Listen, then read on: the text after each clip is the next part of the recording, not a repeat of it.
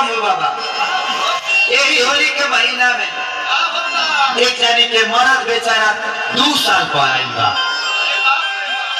गांव में बड़ा हाला होता कि ओकरा मेहरारू के 3 महीना पर लड़का हो जाता।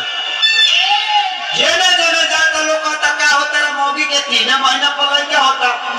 3 महीना पकाना लड़का होता रे। वो तो पूछा नहीं है खाए में बर्बाद करे।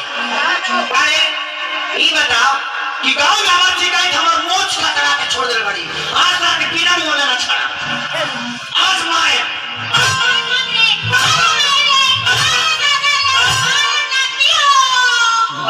हमें नाती और लग रहे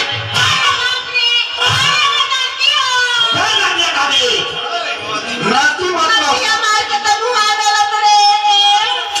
नाथ जी को नाती मतलब ये बताओ कि गांव में मतलब नाक क्या करा दे बड़ी। ते गांव में की कोई श्लोक आता कि 3 महीने पता मेरा लड़का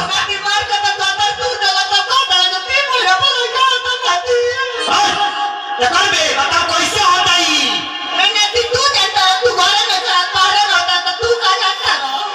हम क्या जानते नहीं ते जानते ही लड़का कहां से आई के कर हां फोन से लड़का होला। अरे 3 महीने पर कैसे होई।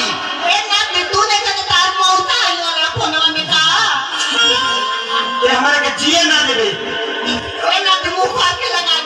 ना मंडे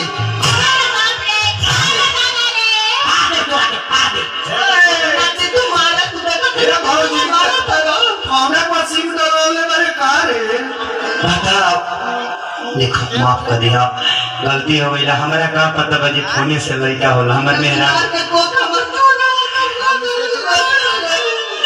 जा दे पियला खइले में भइल भाई से